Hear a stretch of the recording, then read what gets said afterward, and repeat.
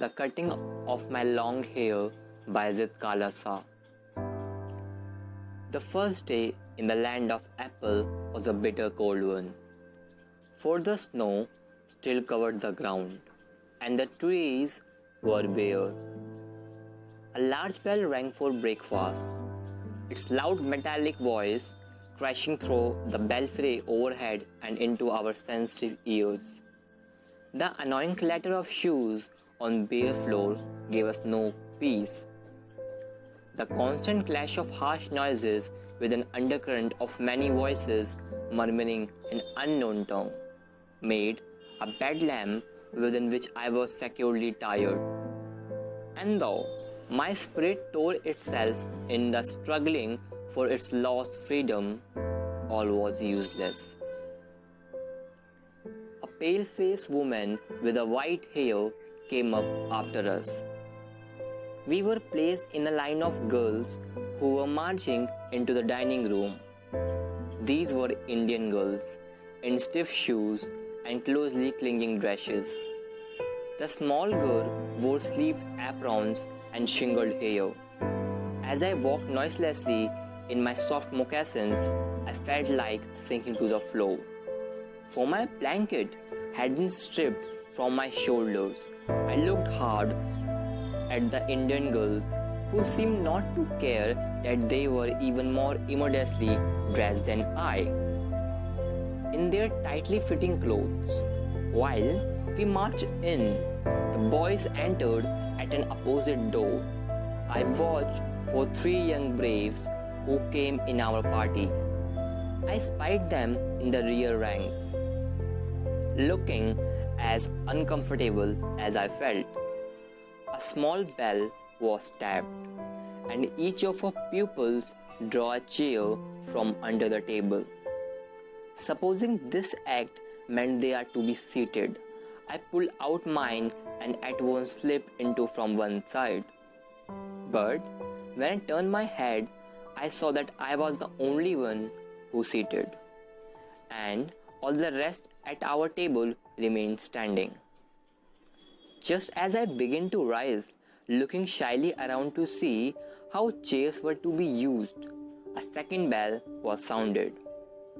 All were seated at last that I had crawled back into my chair again. I heard a man's voice at one end of the hall, and I looked around to see him, but all others hung their heads over their plates.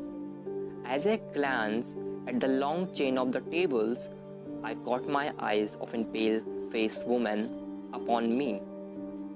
Immediately, I dropped my eyes, wondering why I was so keenly watched by a strange woman. The man ceased his muttering, and then a third bell was tapped. Everyone picked up his knife and fork and began eating.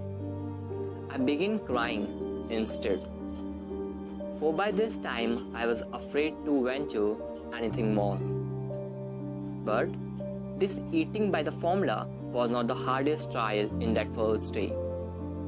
Late in the morning, my friend Judwin gave me a terrible warning. Judwin knew a few words of English, and she heard that the pale-faced woman talked about cutting our long heavy hairs. Our mother had taught that only unskilled warriors who were captured had their hair shingled by the enemy. Among our people, short hair was worn by mourners and shingled hair by cowards.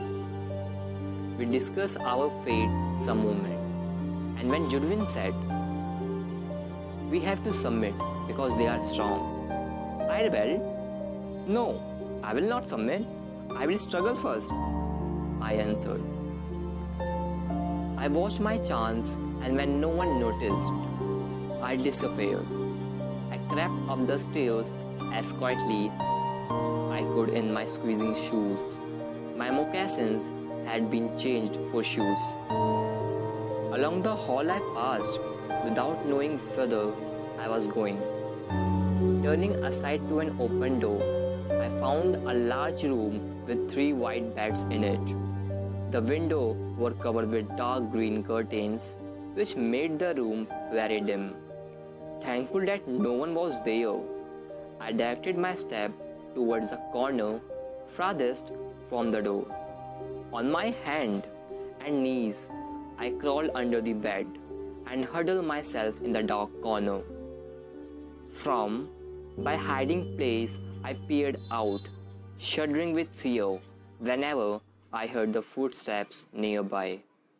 Though in the hall loud voices were calling my name, and I knew that even Judwin was searching for me. I did not open my mouth to answer. Then the steps were quickened and the voices became excited. The sounds came nearer and nearer. Women and the girls entered the room. I held my breath and watched them open closet doors and peep behind the large trunks. Someone threw up the curtains and the room was filled with sudden light. What caused them to stop and looked under the bed? I don't know.